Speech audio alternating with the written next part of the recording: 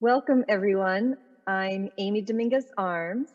I'm a consultant with Philanthropy, California. My pronouns are she, hers, and today I'm wearing a dark blue jacket. I'm a Latina with short brown hair.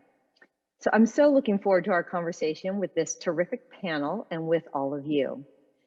Redistricting, which is the process that shapes how communities are represented at the state and national levels, truly reflects this conference's theme of building anew, as the district maps that will be created this year lay the groundwork for how communities engage in our democracy in the decade ahead. There are three themes I hope you take away from today's panel, and I know you'll gain other insights as well. But one is redistricting is about community representation. It's community engagement in redistricting that makes the difference between a process driven by people and communities versus one driven by politics. Second, since California has a Citizens Redistricting Commission and it's not the legislature that draws the maps, as in some other states, nonprofit involvement is overwhelmingly comprised of 501c3 non-lobbying activities, so funders easily can and should fund community engagement in the process. And third, the time is now. As you know, the census was delayed last year due to the pandemic, which has delayed getting redistricting data to the states. So rather than redistricting happening this spring and summer, as it usually does, the state will have the data this fall.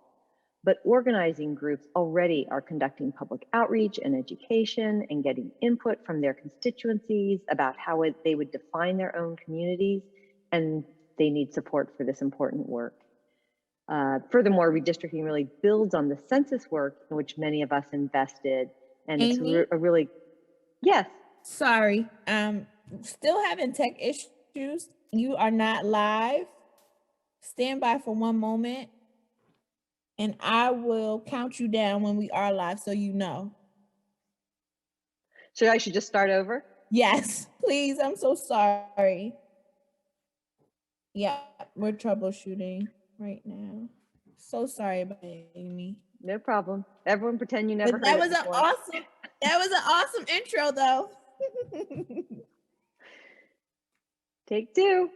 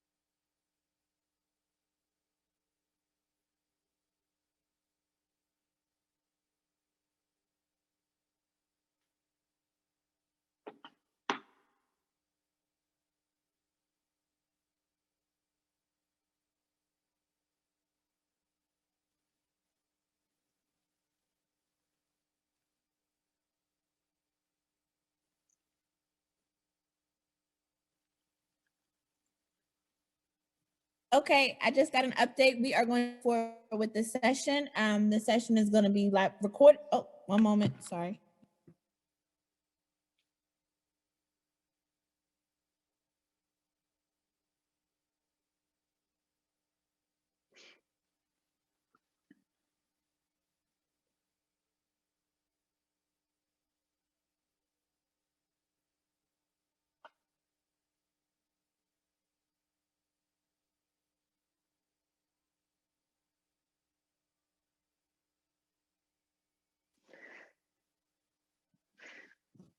All right, Adam or Wallace, can you please chime in? We're ready. We need to get started.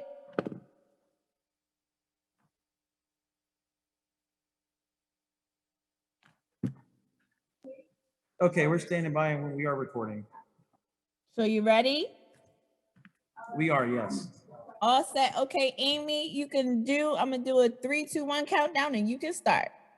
All right, 3, 2, 1. Welcome, everyone. I'm Amy Dominguez Arms, a consultant with Philanthropy, California. My pronouns are she and hers, and I'm wearing a blue jacket, and I'm a Latina with short brown hair. I'm so looking forward to our conversation today with this terrific panel and with all of you. So redistricting, which is the process that shapes how communities are represented at the national, state, and local levels, truly reflects this conference's theme of building anew, as the district maps that will be created this year really lay the groundwork for how communities engage in our democracy in the decade ahead. So there's 3 themes that I hope you take away from today's panel, and I know you'll gain other insights as well. For one, redistricting is about community representation. It's community engagement in redistricting that makes the difference between a process driven by politics versus one driven by people and communities. Second, since California has an independent Citizens Redistricting Commission and it's not a process driven by the legislature, nonprofit involvement in this process is overwhelmingly comprised of 501c3 non-lobbying activities. And so these are activities funders easily can and should support so that communities can be engaged. And third, the time is now. As you likely know, the census was delayed last year, and so states are delayed in getting the data needed to do redistricting. So while it normally happens in the spring and summer, this year it will begin in the fall. However, while the formal process begins in the fall, organizing groups are getting started now, conducting public outreach and education and getting input from their constituencies about how they would define their own communities. So I'm so excited about the panel that we have today, and we'll start with overview remarks from each of the panelists. I'll pose a few questions and then we'll incorporate questions from you, the audience. But please start your questions now. You can begin to submit them and then we'll get to as many as we can in the time we have. So on our panel today, we have Jonathan Paik, Executive Director of the Orange County Civic Engagement Table, Christopher Wilson, Associate Director of Alliance San Diego, and Vi Nguyen, Director of Special Projects and Communications of the Weingart Foundation. And so we'll start with Jonathan, and thank you again. Great. Thank you for the introduction, Amy. My name is Jonathan. Most folks call me JP. I use he, him, his pronouns. I'm a Korean American man wearing a red checker shirt. Also an aspiring growing bun, as well as aspiring growing facial hair. So very nice to be able to meet you all today. So we are the Orange County Civic Engagement Table. We're an alliance, an API Latinx Labor and Environmental Justice Alliance that really seeks to build a better transformation for our region in Orange County. And just to kind of give context of what Orange County is and who makes up our county, we're a county just roughly about 3.1 million people. So we're roughly bigger than about 19 states in the country. We have roughly a people of color majority, a slight people of color majority in the county, which is a rapidly shifting demographic change across the county, particularly within Southeast Asian and Latino communities and across the region. As well, we are actually really made up of 39 different cities in the county. So really thinking through about how many different cities really make up the geography within our region. We decided to be able to take on redistricting in part because this is in many ways how our alliance actually got started. We actually started back 10 years ago to be able to actually advocate for district-based elections at the city level in the city of Anaheim, really starting in 2011, to be able to really think through what it means for us to be able to have equitable and neighborhood-based representation across our county. What does it mean for voters and for residents across our cities to be able to ensure that they are going to be properly represented at the city council and school board level, to be able to ensure that their experiences are heard and lived through and led by. And so for us, we decided to be able to start with Anaheim as our second largest city in the county, to be able to really demonstrate and really believe that there will be a cascading effect across the county. If Anaheim started with district-based elections, that we would be able to see district-based elections being implemented across the county. Now, 10 years later, we actually have 26 different jurisdictions elections, and they're actually going to be going through a redistricting process for the first time. And in addition, for us, we understood that in order for us to be able to center local voices as a part of a statewide strategy for us to be able to advance district-based maps, we need to be able to ensure that we started the organizing early so that our community members, our organizations are prepared to be able to have the potentially challenging dialogues as well as the intersectional dialogues that is really needed to be able to create equitable districts. What does it mean for communities across race to be able to actually understand the challenges that we're facing across rapidly developing communities where we're getting priced out of our communities? What does it mean for us, for our communities to understand each other's community resources that we've been building for the last 40 to 50 years to be able to ensure that our communities can continue to remain and thrive here? And so for us, we decided to be able to actually work. Our core partnership across our table is really made up of 7 core partners. But in reality for us, we decided to be able to actually build a much broader alliance because we understood that our broader alliance is going to be built with a number of different organizations that are currently part of the table, but wanted to be part of Redistricting Alliance to be able to ensure that equitable districts could be drawn. And so we actually have an alliance right now of 17 different organizations in the county that are representing different voices, from Native Hawaiian Pacific Islanders to be able to, from Cambodian populations in Santana, from Vietnamese populations in Little Saigon, to be able to ensure that these conversations can happen very regularly. And so we decided to be able to start actually this past January to launch this alliance, and we can share more about what that community dialogue looks like, what kind of training that looks like, and what kind of partnerships we've held with state partners across the state to be able to really provide a regional model of what it means to be able to redistrict with community members focused first. So I'll pause there, but thank you so much and looking forward to the conversation.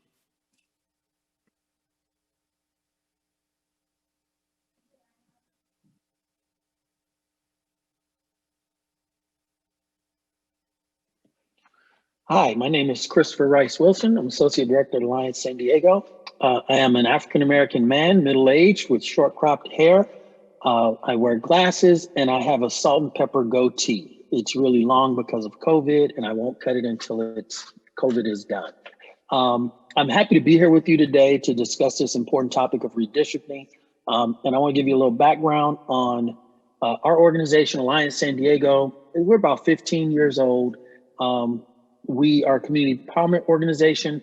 Our mission is to empower San Diego's diverse communities and people to engage more effectively in the civic process and build a San Diego where all people can achieve their full potential. We believe that if we form coalitions and work together and collaborate across intersectional groups, that we have a stronger chance of being successful in building a San Diego that's providing dignity and opportunity for all of its residents. We started doing redistricting work in 2010, and we found that it was important to be a part of that conversation because the communities that we represent weren't showing up in city council meetings. They weren't showing up in other civic process meetings. And we thought, this is a way to get people engaged, understanding how city councils are formed, understanding how districts and boundaries are formed is an important part of our democracy, but it's also just as important as voting. And so in 2010, we embarked on the ambitious goal of being a part of the redistricting process. And what we found was that the people in our communities knew nothing about redistricting. We also found that there was no space in the process for people from our communities. Many of the commissions or bodies, formed to do the redistricting process did not have like a community input process, or did not have meetings in the communities that were impacted. And so in 2010, we set out to change that. We did not have in our county government a public process. The county supervisors did the redistricting, made the decisions, and had very little opportunity for community input. The city of San Diego had a very different redistricting process where it had a public commission and there were opportunities for communities to come in and testify, but most of that testimony was happening downtown and not in the communities that were impacted. And then there were other municipalities that had a very little public input process around their redistricting. And just to get an idea for how much work redistricting is, graphics, San Diego County has about 3.5 million people. It's a majority minority region, meaning that there is no one ethnic group that has, a plurality of or majority of representation. All groups are under 50%. The median age of residents is 36. There are more than 68 languages spoken, and there are 2.5 million registered voters. I know the slide probably says 2.7. I found the accurate data after I prepared the slide, so my apologies. And we are also a region that has a very strong military presence. And all of these things go into impacting our redistricting process. We also did not have a community infrastructure that was capable of galvanizing different communities to support each other in a redistricting process. And so what we saw in 2010 was a lot of infighting. City of San Diego was creating a new council district, and all of the affinity groups, whether it was API or Latino or African American, wanted to create an empowerment district for their affinity group. And so there was a lot of, while there was an opportunity to come together and shape this district, the groups didn't take that opportunity and run with it. And so it created a lot of tension and a lot of competition, for creating this new district. And when we got to the 2020 process, we said, we don't want to see what we saw in 2010. And so we said, let's start early.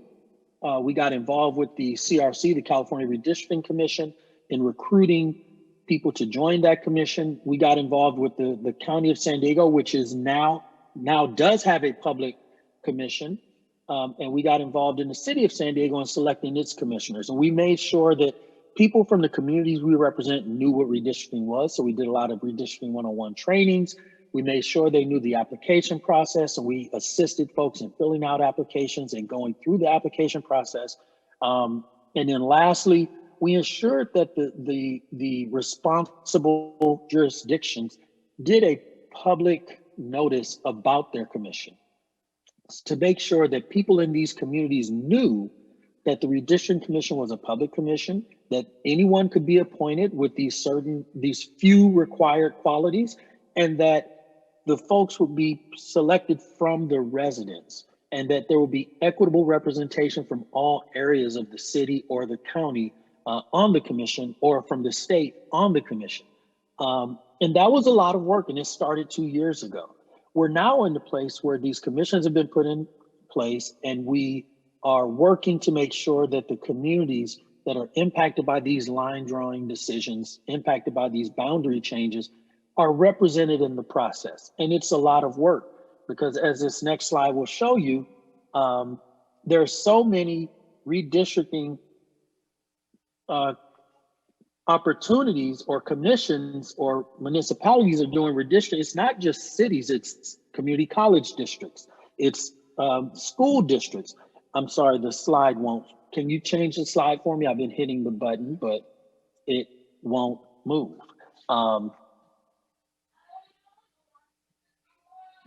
I'll skip that slide, I guess, and just tell you that there are 18 municipalities. There are more than 30 school districts. There are 5 community college districts in our region, and all of these jurisdictions conduct a redistricting process. And so there's a lot of work. While there's a lot of opportunity for the public to be involved, there's a lot of work for the community organizations that Amy started out talking about to organize the community, and to make sure that these commissions are holding public input meetings, that these commissions are, taking into account communities of interest, that these commissions are utilizing a fair and inclusive process in making their decisions. And so, we think that there are lots of opportunity to partner with foundations, lots of opportunity to partner with corporations, lots of opportunity for community members to partner with C3 organizations in getting this work done. And I'll pause there.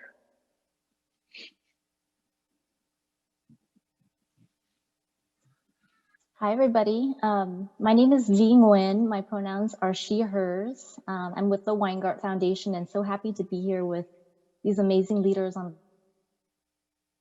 I am an early 40s Viet woman with a little bit past shoulder length brown hair, and I'm wearing a blue shirt and a black sweater today, along with some red lipstick.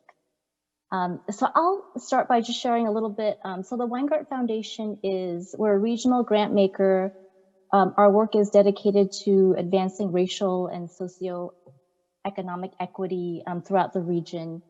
And for us, so we were a first-time census funder this past couple years, and we're really so honored and excited to partner with many funder colleagues, hopefully folks who are in this session as well, in supporting census work. And we supported census work for a number of reasons. One was to really make sure that communities were getting their full and fair share of federal funding in terms of the funding allocations that census data feeds into. We saw that census work was such a powerful movement builder in and of itself, in bringing together different groups, in increasing capacities around communications, outreach, organizing, coalition building. And then thirdly, we saw census as such an important factor in terms of lifting the voice and representation of communities of color, of underrepresented communities.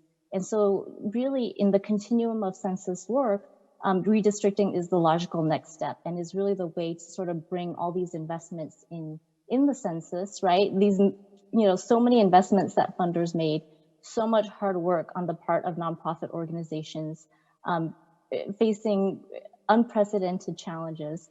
But so now is the time and now is the opportunity to bring so much of that work home in a lot of ways. So for us, that was sort of the lens in terms of thinking about redistricting too. Like, here is the opportunity to continue to build on the momentum, the learnings, and the work of the census, and really, really carry it forward into looking at how communities are represented and looking at the infrastructure for participatory democracy and how we can set that up for community engagement over the long term. So I think as folks heard from Christopher and JP, there's just so much exciting work on the ground that communities are doing. And we see that opportunity. Communities are building on the lessons learned from decades ago. Communities are looking to really realize the reforms in the redistricting process, right? The state reforms, local reforms. Jonathan talked about the district elections. Now is the opportunity to really take advantage of those processes that engage communities and allow them to be more transparent and participatory. And then as Christopher talked about, folks are looking at unity maps in a more transformative way, really building on the lessons learned of the past as well. So for Weingart, we were really excited to be able to participate in the statewide pooled fund supporting redistricting efforts across the state, and just have been really appreciative of the learning opportunities, the opportunity for collaboration with other funding partners, and the strategic vantage point that gives us. Really have to recognize Amy's leadership as well in this, and looking at what the gaps are, what the needs are, how can our dollars be used most strategically. At the same time, we also made a number of direct investments and are continuing to look at that space. We made a direct grant, for instance, to the Black Census and Redistricting Hub, and just really so excited about the infrastructure, power building, network building, data and demographics muscle that's being built as part of that network. and looking at Black power building statewide and how that fits into statewide power building strategies in general. And so, you know, as we look at additional investments, I think that when we talk to communities, there's so much exciting work going on and so much community outreach, mapping, et cetera, that is taking place. And if you look at, you know, whether locally or regionally, but communities from San Diego to Orange County to Inland Empire to LA, there are tables on the ground engaging folks and really looking at opportunities to bring people together and build this momentum. So many opportunities to invest and contribute. So I'll just stop there and Amy, kick it back to you. Great. Thank you so much, everyone, for teeing up such a good conversation and laying the groundwork. I'm so pleased to see we're already getting questions in. Note of those. Please continue to send in your questions and we'll get those to the panel. I'm just going to start with a couple of that I had, and we will get to the ones too from the audience as well. And maybe this question, both Christopher and Jonathan could, you know, address.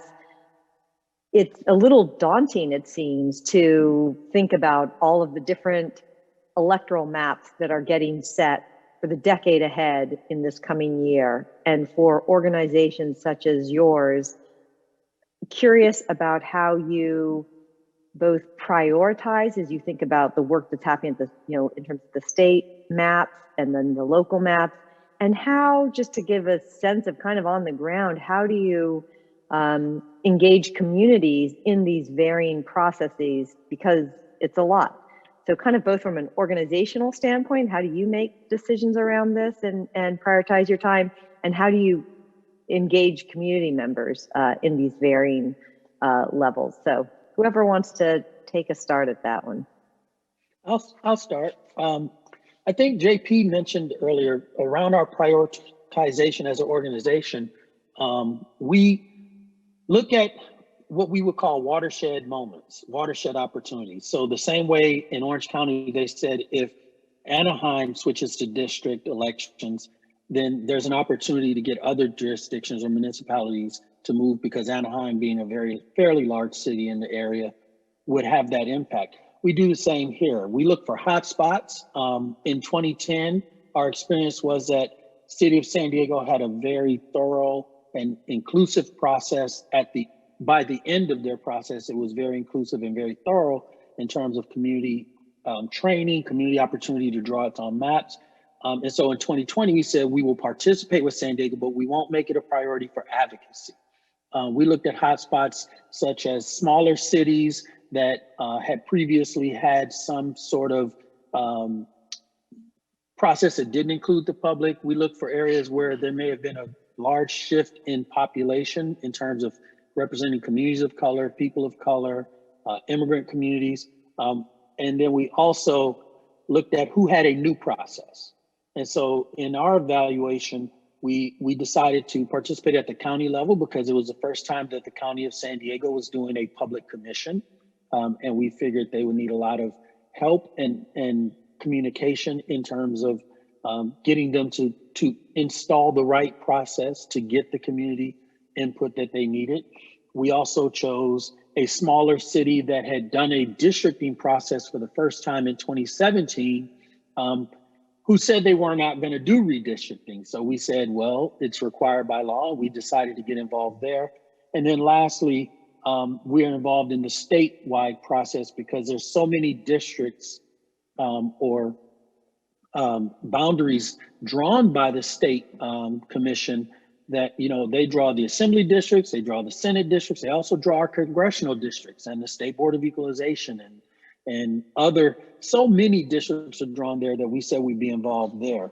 But there's so much work and so much opportunity for people to be involved that, you know, what we found was that organizations were not really talking to each other about where they were going to do the work. And so most recently, we participated in a very large meeting made of countywide organizations to decide, you know, or to talk about where people were working and what they were doing. And it's helpful because it also lets us know we don't have to be in every place as one organization. We don't have to be in every jurisdiction doing this work. We can partner with other organizations and divide up the turf, so to speak, to make sure that it's happening everywhere, that the community is involved everywhere. I'll pass it to JP. So just to add on to Chris, I think Chris had really covered a lot of how to prioritize. I think for us, it's really about the opportunities of where communities are really ready to be able to not only engage in the process, but really be able to engage in their city, local, and state government over the course of the next 10 years. We understand that this is really an opportunity to be able to set momentum really over the next decade of what it means to be civically engaged across the county. And so for us, even though that we see 26 different jurisdictions that have district-based elections, we really prioritize the areas where community members who really share our values and vision of what community governance should look like, to be able to actually understand that folks to be able to build power and representation in areas where they haven't had representation for decades or ever since they grew up there. So I think for us, we understand that this is the opportunity for organizations, individuals, and community leaders to be able to really step in and really understand like how power is structured at the city and local level, and what it means for these organizations to be able to actually build power in alignment with an aligned strategy across the different organizations that really see that same vision for Orange County that we do. So I think for us, like that's probably the best way to summarize that. Thank you, Chris, for being able to cover that. And yeah, nothing else to add. Great, thanks so much. And thanks again too to the audience who continues to share some questions in the chat, and please continue to do so. So the one just came in asking, can you explain a bit further how redistricting connects to the Foundation's racial justice work? What are the connections there? Thank you, Amy. Sure. I mean, I think that, for us looking at communities of color and how communities have been actively, in so many parts of the country, but how redistricting process that have not been inclusive have actively, suppressed voter, right? Like it's a form of voter suppression in so many ways. Gerrymandering keeps communities of interest from being together and from being able to act in a unified political voice. And in many cases, it's very intentional, right? And so for us, looking at, as I said before, like these sort of underlying frameworks of democracy, of democratic infrastructure are critical, because we can, our leaders can be out trying to get out the vote, trying to engage folks. But if these structures are already set up against us, if they're already formulated to stack the odds against communities, then representation really suffers, and communities of color and communities of interest really lose, very concrete political power because of it. Great, thank you. And Christopher mentioned the fact that the state commission redistricts congressional seats, and a question came in from the audience. Is it true that California is likely to lose a congressional seat? Is there anything that can be done about it? And if not, what are the implications? So whoever would like to take that question. Yeah, so I think we've been observing that question really closely. I think as the year gets closer and closer, it is a real possibility that we're going to have to grapple with and understand. I think it's hard to tell what we can do about it until more information becomes clearer about what the implications are. But I do think that the implications are that if it were to happen, the implications are clear in the fact that where we're understanding the impact to be greatest is actually in Southern California. So where we're seeing here is actually within the counties that actually share jurisdictions where Chris and I work. So I think for us, we're following that question very closely. And that means that based on the narrative of what happened in California in the last 4 years in regards to congressional districts might actually shift and what we see. But I think to share exactly what will happen or what won't happen will not be really clear. But I think what's most important to be able to center is that regardless of either scenario, that community voices being able to inform how the districts are drawn are actually going to is actually now more important than ever because of those implications, and that communities of interest and that dialogue of how to be able to shape those districts and the experiences that happen are going to be critical for that. So I would just share that that we are tracking it, that it is a possibility, and that as soon as that answer becomes clear, that our organizations are prepared to be able to address that head on. So excited to be able to do that too. Great. Another question that came in is, how is it that, there's organizations working at a local or regional level, and we know there's advocates working at the state level. What are some of the ways that you're coordinating with one another, particularly with regard to the State Redistricting Commission? In regards to the State Redistricting Commission, there are a couple of different alliances across the state that many of us are partnering in to ensure that there's coordination from the local level all the way up to the state level. We're taking our learnings from the state level work, which started way ahead of the local level work, and we're applying that to our local level work, and we're drawing in more organizations at the local level that might not have at the state level to do that local level work, and it kind of frees us up to stay engaged at the state and not have to take on so much of the local work. And then lastly, everything kind of pours up. And so if you're involved in the local area and you're advocating for a community of interest, that community of interest is just as important at the state level. Because as Jonathan shared earlier, I don't know if it was really clear, but Orange County and San Diego happen to share several state assembly member districts. We share several congressional districts with Orange County or Riverside County. And so it's really important, as communities of interest are being advocated for at the local level, that we carry that advocacy to the state level, because it plays into the drawing of lines in that area as well.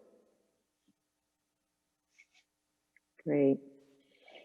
And then a question for you, V. For a number of foundations, redistricting feels as though, one, it's not a ongoing program because it comes up every 10 years. So folks can look at their program area and say, we don't have redistricting. And for others, they may be wary because it feels as though, there's advocacy, it gets political. I'm just curious, as you speak with other funders, what are some of the concerns you've heard, and how would you address those concerns about getting involved in supporting community engagement and redistricting? Yeah, I think, as funders who participated in the census, those were some of the questions that colleagues had as well. Was it political?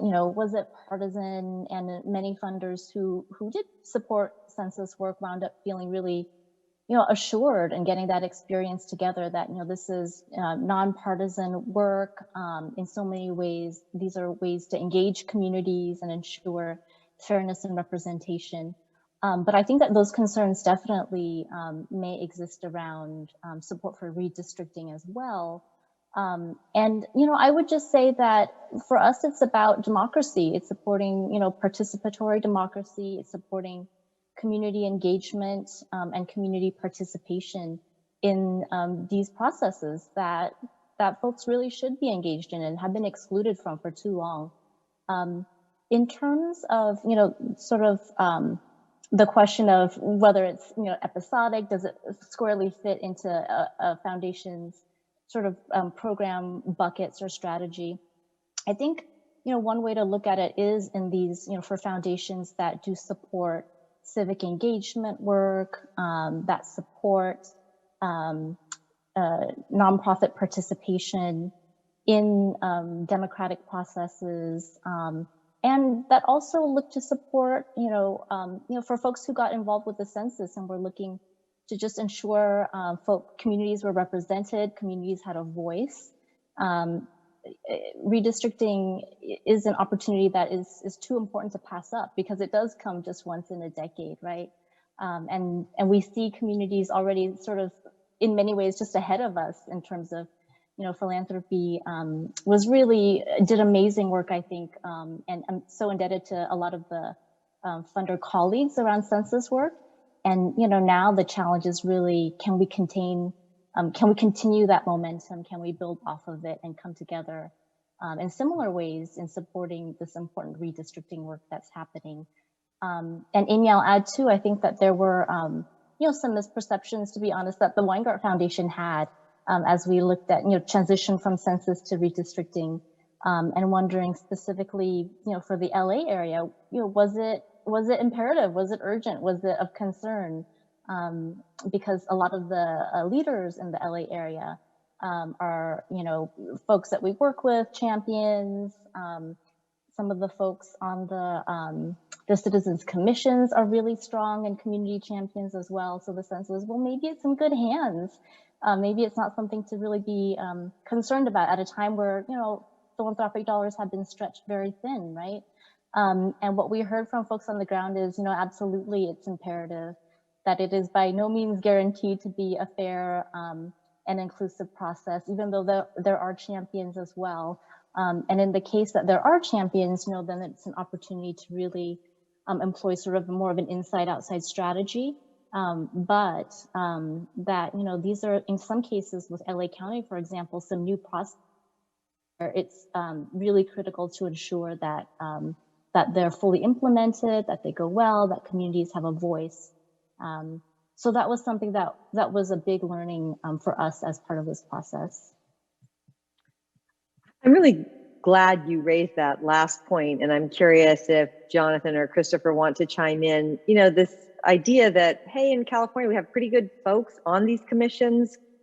Does the community need to be engaged, or will they just kind of handle it? And I think just speaking to the type of input that communities can provide, that even good folks on a commission don't have at their fingertips. And I don't know if Jonathan or Christopher, you want to elaborate on that at all.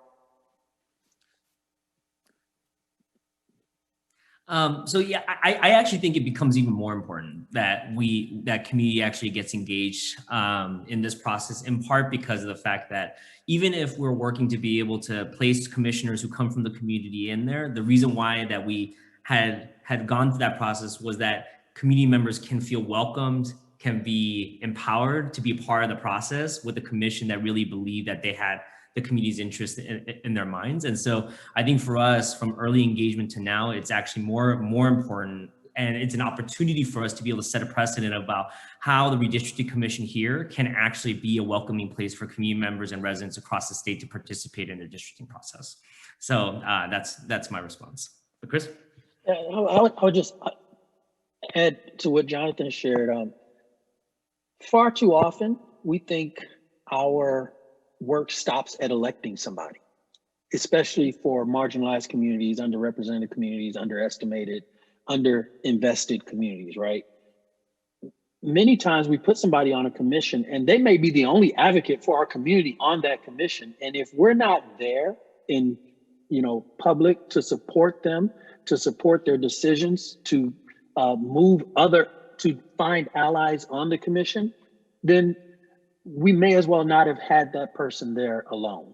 And so it becomes even more important, as JP shared, that we get engaged in this work when we have a friendly person or persons on a commission, when we have a commission that we might think is friendly to our purpose or to our goals.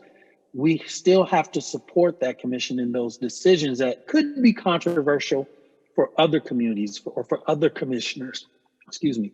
And so I think once we open the door, we have to do everything we can to keep that door open. Great, thank you, super helpful. Another question came in, and I think this is a little bit of a tough one. What are some of the concerns around the quality of the census data and how that informs redistricting? And how does one think about engagement redistricting, knowing, the census data is what it is?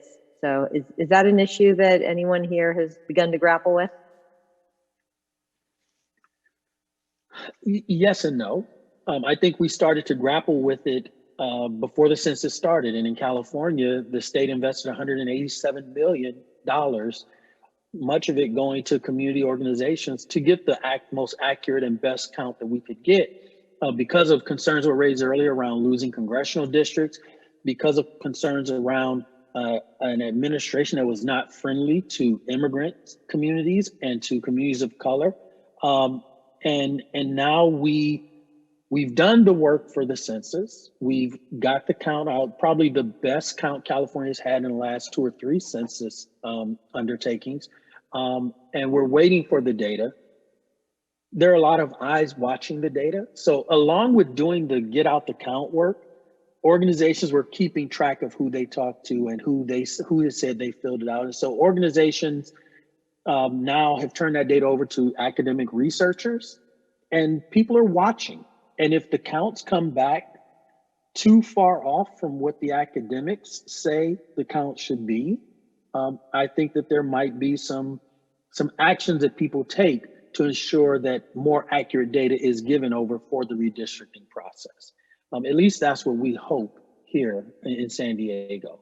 But I don't have a reason to doubt the accuracy of the data.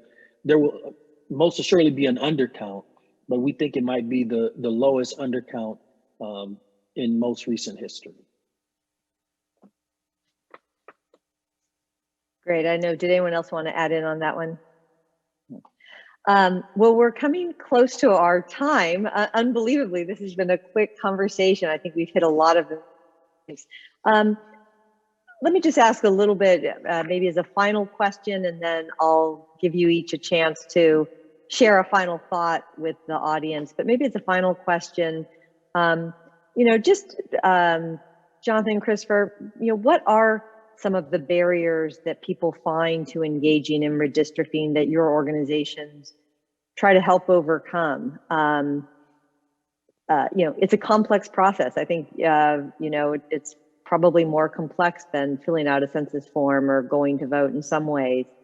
What are some of those challenges, and how do you strive to overcome them?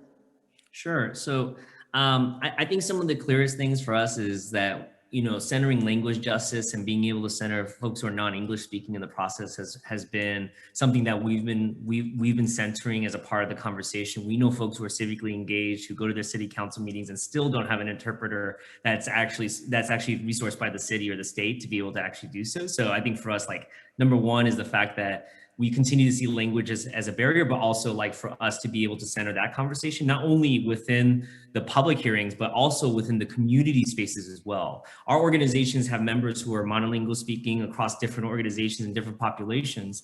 And we understand that there are complex conversations to be able to have given the National Voting Rights Act compliance, meaning that a lot of this data focuses based on race and race density.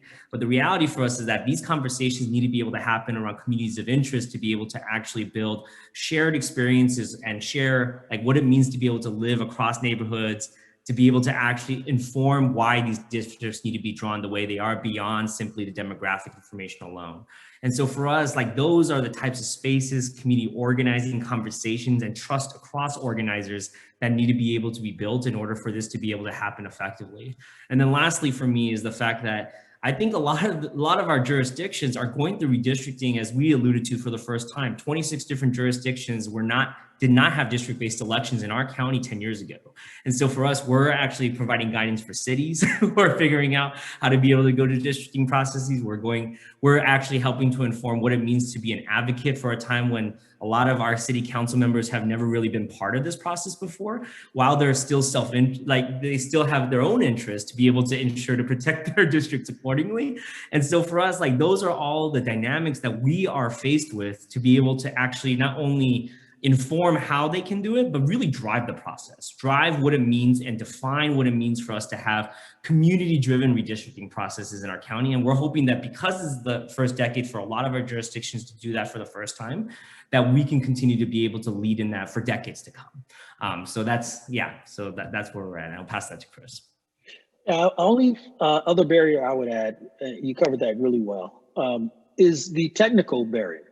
Part of redistricting is a very technical aspect of map drawing.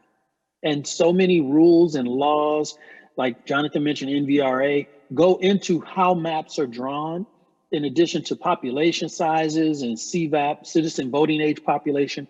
Many communities don't have any knowledge or awareness about those rules, much less the technical ability to draw a map in GIS or any other mapping software. And they don't have access to these mapping tools. And so that's another barrier. And demographers and mappers are really expensive. We hired one in 2017, and for a week of work, we paid him $5,000, and he gave us 3 maps. So it's a really expensive prospect to hire a mapper demographer, and the communities don't have the technical expertise. In San Diego, the city in 2010 offered a public mapping tool so that people could draw their own maps. And we think that's a very important part of any redistricting process.